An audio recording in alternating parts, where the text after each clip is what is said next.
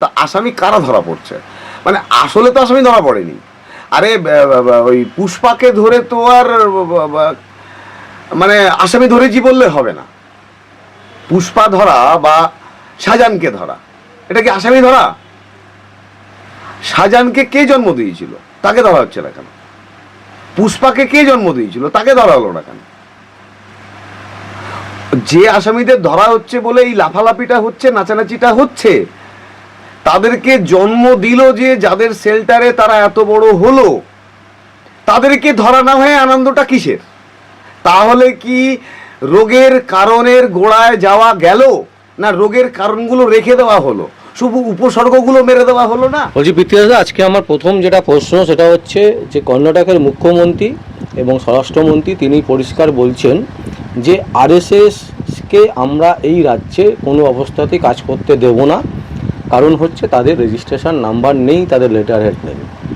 তো প্রশ্ন হচ্ছে বিভিন্ন ক্লাব সংগঠন যে যেখানে যাই করুক না কেন, সে ট্রাস্ট বানাক বা ক্লাব বানাক বা স্কুল বানাক, যাই করুক যেটাই করুক, প্রত্যেকটা জিনিসের একটা রেজিস্ট্রেশন থাকে।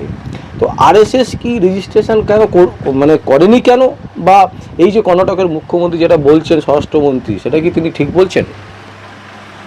দেখুন, কোনো সংস্থা যদি ভারতবর্ষের মধ্যে হয় এবং সেটা সামাজিক কাজ কোনোভাবে করে, তাহলে তাকে রেজিস্টার্ড হতে হবে, তার অডিট রিনিউয়াল থাকতে হবে, এটাই আইনি নিয়ম আমরা যতটুকু জানি।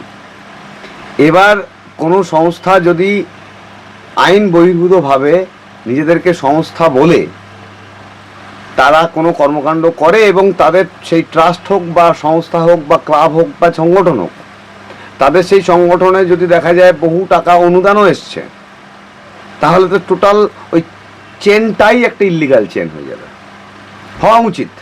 কারণ আজকে আমি ওয়েস্ট বেঙ্গলে আছি, আমি কি একটা সংস্থার নাম করে আমি কোনো অ্যাক্টিভিটি করতে পারবো যেটা আমি রেজিস্টার্ড নই? আমাকে যদি আমার সরকার অ্যালাও করে, আমি ওয়েস্ট বেঙ্গলের মানুষ, ওয়েস্ট বেঙ্গল সরকারের কাছে আমার দাবি যে যদি আমাকে অ্যালাও করে তাহলে আরএসএস ঠিক আছে। আর আজকে কর্ণাটকের একজন এইটার কথা বললেন, ওনাকে সাধুবাদ দিতে হবে, সাহসিকতার পরিচয় অবশ্যই ওনাকে দিতে হয়, সাহসিকতায় বাহুবাদ দিতে হয়। কারণ এই প্রশ্নটা তো হওয়া উচিত। আমরা যেখানে বলছি শাসনটা আইনের থাকবে, আমার রাজ্যে যেদিন সরকার গঠন হলো বলা হলো যে আইনের শাসন প্রতিষ্ঠা হবে, এবার ভয় দূর হবে, মানুষের মধ্যে সাহস আসবে। তো ভয় যদি আউট হয় আর সাহস যদি ইন হয়, তাহলে এই সাহস তো হওয়া উচিত যে কোনো ইনলিগ্যালিটির বিরুদ্ধে প্রশ্ন তোলা বা তাকে আঙুল দিয়ে দেখানো এটা একটা ইললিগ্যালিটি বা এটা একটা অআইনত বা বেআইনি। এই যে জায়গাটা, এই বেআইনি জিনিসটাকে কেন দেখানো হবে? সে এত অ্যাক্টিভিটি কি করে করবে? যে কোনো সংস্থাটা কি পারে? একটা রেজিস্টার্ড সংস্থা তারাই করতে পারছে না, তাদেরই হাজার সমস্যা। তারা কিছু করতে গেলে আপনি দেখুন না, আপনাদের সারা ভারতবর্ষ জুড়ে প্রচুর এনজিও আছে, প্রচুর স্কুল আছে, জানেন তো, যারা আনরেজিস্টার্ড, তারা কাজ করতে পারছে না কিন্তু তাদের রেজিস্ট্রেশনের জন্য। এবং আপনি জানেন কি না জানি না, আপনি মানে এই রেজিস্ট্রেশনটা যেখান থেকে হয়, টু ডিমেনশন বা এই ধরনের যে অফিসগুলো, আপনি ওখানে যান, গিয়ে একটা রেজিস্ট্রেশন করাতে যান, প্রচুর সমস্যা আছে। এই নাম কেন হলো না, ওই নামের অক্ষর বাদ দিতে হবে, ওটা করতে হবে, সেটা করতে হবে, অনেক একটা বিরাট ফর্মালিটি থাকে। একটা সংস্থা করা বললে করার নয়, একটা গভর্নমেন্ট সার্টিফাইড একটা নাম্বার আপনি পাওয়ার বললে পাওয়া নয়। তাহলে সেই জায়গায় দাঁড়িয়ে এটা তো শুধুমাত্র কর্ণাটক কেন বলবে, এটা সারা ভারতই বলা উচিত। শুধু কর্ণাটকের দিকে আমরা তাকিয়ে থাকবো, মানে আমাদের ভারতবর্ষে বা আমাদের মূলত ওয়েস্ট বেঙ্গলের আমি বলবো আমার বুদ্ধিজীবীরা কি চুপ করে থাকে? যখন দেখে পাল্লা ভারী হতে হতে হতে যখন বিরাট ভারী হয়ে যায়, তখন সেই দলে ঢুকে যায়। মানে আমাদের বুদ্ধিজীবীরা আমরা লেখাপড়া শিখে এরকম হচ্ছি যে আমরা শুধু জল মাপি, কোথায় জলটা ভারী হচ্ছে, জল ভারী হলে তারপরে যাব, এই একই ব্যাপার তো। আচ্ছা, আমার দ্বিতীয় যেটা প্রশ্ন সেটা হচ্ছে আরএসএস যখন এত বড় সংস্থা, ওরা কেন রেজিস্ট্রেশনই বা করছে না কেন, বা অডিট রিপোর্ট বা কেন পাঠাচ্ছে না? যেখানে সরকারি নিয়ম, ওনারা নিজেরাই বলছেন যে আইনি ব্যবস্থা করতে হবে, আইন মেনে চলতে হবে, তাহলে ওনারা কি আইনের ঊর্ধ্বে? বা এরকম কি কোনো জায়গায় কোনো আইনে কোথাও লেখা আছে যে আরএসএস এর জন্য ছাড়? দেখুন, যদি এই কথা সত্য হয় যে আরএসএস আনরেজিস্টার্ড একটা সংস্থা, তাহলে মোহন ভগবত কি করে ভারতবর্ষের সিকিউরিটি ইনভোক করছে? এটা তো খুব বড় প্রশ্ন। উনি কি এই ইনভোকটা করতে পারেন? কিভাবে পারেন? তাহলে সংবিধানের কোনো জায়গা নিশ্চয়ই ওনার জন্য আছে, উনি সেটা জানেন, হয় সেটাকে তিনি ব্যবহার করছেন, বা উনি তাহলে সব কিছুর বাইরে গিয়ে কোনো একটা নিজের ঔদ্ধত্যতা দেখাচ্ছেন বা ক্ষমতার জাহির করছেন, বা কোনো একটা শক্তি আছে যে ওকে এখনও ইন্সপায়ার করছে। আজকে দেখুন না, আমাদের মুখ্যমন্ত্রীর নামে কেউ খারাপ কথা ইউটিউবে বললে বা কোথাও যদি কেউ কোনো সোশ্যাল মিডিয়াতে কোনো রকম কিছু অ্যাক্টিভিটি করে, তাকে অ্যারেস্ট করা বা তাকে এটা হওয়া, এটা হয়ে যাচ্ছে। তো সেটা হতে সময় লাগছে না। তাহলে আজকে যদি মুখ্যমন্ত্রীকে কেউ কিছু করে, সেটা সঙ্গে সঙ্গে অ্যারেস্ট হচ্ছে, তাহলে এটার কেন ইনভেস্টিগেশন হবে না? এটা কি ওই আরজিকর কাণ্ডের মতো, মানে সেকেন্ড আরজিকরটার মতো? সেকেন্ড আরজিকরটাতে তো কোনো বিচার হচ্ছে না, কেউ কথাই বলছে না, মুখই খুলছে না। আমি বুঝতে পারছি না কেন, কেন রেপ কি হয়নি না কেন, মানে এই ব্যাপারটা কি? বা আগের রেপটারও বা ফাইলটা খুললো কোথায়, সেটা খুলছে না কেন?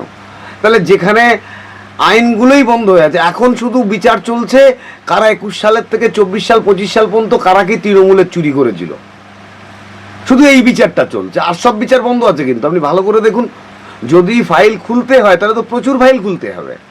আমাদের তো খুব, মানে আমি পশ্চিমবঙ্গবাসী হিসেবে আমার তো খুব রাগ যে কেন এখনো আমাদের মুখ্যমন্ত্রীর বডিগার্ড, প্রাক্তন বডিগার্ডের আসামি এখনো ধরা পড়লো না, তাকে রাজপথের সামনে কেন আনতে পারলো না মুখ্যমন্ত্রী? এটা হয়ে আমরা খুব দুঃখিত পশ্চিমবঙ্গবাসী হিসেবে যে আমাদের মন্ত্রী, আমাদের মুখ্যমন্ত্রী, ওয়েস্ট বেঙ্গলের এত বছর পরে আমাদের হিন্দু মুখ্যমন্ত্রী, সেই হিন্দু মুখ্যমন্ত্রীকে মানে মেরে ফেলার মতো একটা ব্যাপার, তার বডিগার্ডকে মেরে ফেলছে, মানে তাকে এখনো ছেড়ে রাখা কেন? এই বিচারটা তো খুব তাড়াতাড়ি হওয়া দরকার।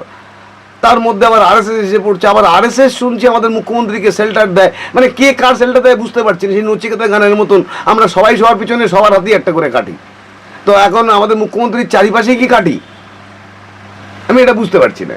তো এটা ওয়েস্ট বেঙ্গল কেন, কর্ণাটক কেন, তামিলনাড়ু কেন, আমার ভারতবর্ষের যতগুলো রাজ্য, প্রত্যেকটা রাজ্যেই তো আইনটা আইনের মতো হওয়া উচিত। রাস্তায় থুতু ফেলা যাবে না, কিন্তু একটা আনরেজিস্টার্ড সংস্থা দাদাগিরি করতে পারবে, এটা আমি বুঝতে পারছি না। রাস্তায় থুতু ফেললে ফাইন হবে, আর আনরেজিস্টার্ড একটা সংস্থা অ্যাক্টিভিটি করলে তার কোনো মানে লিগ্যাল অ্যাকশন থাকবে না। বিজেপির পক্ষ থেকে বলা হচ্ছে যে রাজ্যে রেকর্ড হয়েছে যে 200 জন নেতা নেত্রীকে অ্যারেস্ট করা হয়েছে, যেটা এর আগে কোনোদিন হয়নি। হ্যাঁ, একদম ঠিকই বলছেন। 200 জন শুধু অ্যারেস্ট হয়েছেন তাই নয়, আমার মনে হয় এই লাস্ট এক মাসে মোর দ্যান 10 লাখ এর বেশি এফআইআর হয়েছে, মোর দ্যান 10 লাখের বেশি এফআইআর আছে। এবং অ্যাকিউজডের সংখ্যা এক একটা এফআইআরে 10 জন 15 জন 20 জনের নিচে নেই, 1-2 জন অ্যাকিউজ দিয়ে এফআইআর নেই। ভাবা যায়, মানে এটা একটা আলোড়ন হয়েছে। তো মজার ব্যাপার, এই আলোড়নে কিন্তু আপনি ভালো করে দেখুন, এই এত বড় মানে ব্যাপারের মধ্যে কাকুলিদির নাম নেই। কাকুলিদির কিন্তু চোর নয়, এটা কিন্তু খুব মজার ব্যাপার। ফিরহাদ হাকিম কিন্তু চোর না। দেখুন, এত এফআইআর হয়েছে, এত আসামি ধরা পড়েছে, আমরা মানে বিরাট উৎসাহিত। আমাদের বসিরহাটে অনেক জায়গাতে লাড্ডু বিলি হয়েছে এ ধরা পড়েছে বলে। লাড্ডুটা যে আসামি ধরা পড়েছে বলে হলো, না কাকুলিদি বিজেপিতে জয়েন করলেন বলে হলো, আমি বুঝতে পারলাম না। না নতুন নতুন তৃণমূলীর থেকে বিজেপিকরণ হওয়াটা হলো, আমি বুঝতে পারলাম না। লাড্ডুটা বিলি হচ্ছে, তা আসামি কারা ধরা পড়ছে? মানে আসলে তো আসামি ধরা পড়েনি। আরে ওই পুষ্পাকে ধরে তো আর মানে আসামি ধরেছি বললে হবে না। পুষ্পা ধরা বা শাহজাহানকে ধরা, এটা কি আসামি ধরা? শাহজাহানকে কে জন্ম দিয়েছিল, তাকে ধরা হচ্ছে না কেন? পুষ্পাকে কে জন্ম দিয়েছিল, তাকে ধরা হলো না কেন? যে আসামিদের ধরা হচ্ছে বলে এই লাফালাফিটা হচ্ছে, নাচানাচিটা হচ্ছে, তাদেরকে জন্ম দিল যে যাদের শেল্টারে তারা এত বড় হলো, তাদেরকে ধরা না হয়ে আনন্দটা কিসের? তাহলে কি রোগের কারণের গোড়ায় যাওয়া গেল, না রোগের কারণগুলো রেখে দেওয়া হলো? শুধু উপসর্গগুলো মেরে দেওয়া হলো না? উপসর্গ মেরে দিয়ে রোগটাকে তো রেখে দেওয়া হলো, রোগটা ভালো হয়ে গেল, মানে সে ভালো তৃণমূল, আর উপসর্গটা আসামি। এটা যদি মানুষ বুঝতে না পারে তাহলে আর কিছু করার নেই।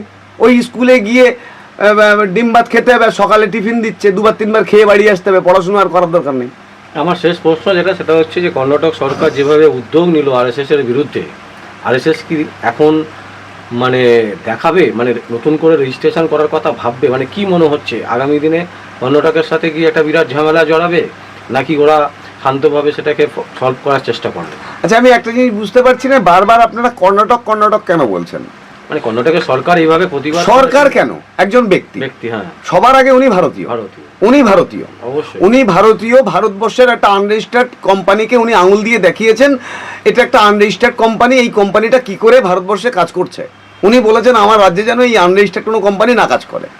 তো এই প্রশ্নটা কেন শুধু কর্ণাটকে আটকে থাকবে? এই প্রশ্নটা ভারতবর্ষের অন্য জায়গায় কেন যাবে না? আরএসএস এর সাথে শুধু কেন কর্ণাটকের লোকের ঝামেলাটা হবে? আর আরএসএস যদি কিছু না থাকে, ভালো করে বুঝবেন কথাটা, যদি তার রেজিস্টার না থাকে তাহলে তার প্রশ্ন করার জায়গা কোথায়? সে কিসের শক্তিতে কর্ণাটকের সঙ্গে লড়াই করতে যাবে? বা কর্ণাটক কেন, একজন সাধারণ মানুষ হলে তাকে লড়াই করতে যাবে কেন? সে শাসনে আছে বলে? মানে নামে আরএসএস, আসলে বিজেপি। তাহলে তুমি ক্ষমতা ভোগ করছো বলে তুমি যাত্রার ঘাড়ে উঠে যেতে পারবে, তোমাকে প্রশ্ন করা যাবে না? এটা কি গণতন্ত্র বিরোধী হয়ে গেল না? সংবিধানকে মানে অবমাননা হলো না? তাহলে সংবিধানকে যদি মানি, শুধু কর্ণাটক কেন, এটা ভারতবর্ষের প্রশ্ন। এটা কর্ণাটকের শুধু প্রশ্ন নয়, এটা ভারতবর্ষের প্রতিটা সাধারণ মানুষের প্রশ্ন। যারা ভারতবর্ষের যে মানুষগুলো সংবিধানকে আশ্রয় করে সংবিধানের কাছে মানে নিজেকে রেখে নিজে সুরক্ষিত ভারতবর্ষে, সেই প্রতিটা ভারতবাসীর প্রশ্ন, ভারতবর্ষে আনরেজিস্টার্ড কোনো সংস্থা, কোনো ব্যক্তি, কোনো কিছু অ্যাক্টিভেট হতে পারে কি? কোনো কোম্পানি, কোনো কিছু অ্যাক্টিভেট হতে পারে কি? সে আবার কিসের লড়াই করবে? সে এটাকে উত্তর দেবে যে সে রেজিস্টার্ড না, যদি রেজিস্টার্ড না হয় সে কোথাও কোনো অ্যাক্টিভিটি করতে পারবে না। এবং আমার বিশ্বাস এটা আজকে কর্ণাটকে হলে কালকে ওয়েস্ট বেঙ্গল, তামিলনাড়ু, কেরালা, কর্ণাটক, মধ্যপ্রদেশ, যেখানে যাবেন এই সংস্থা কাজ করতে গেলে প্রত্যেকের বলা উচিত, যদি তারা প্রশ্ন না করে তাহলে সে কি অপরাধ করলো না? অপরাধীকে জায়গা দেওয়া কি অপরাধ নয়?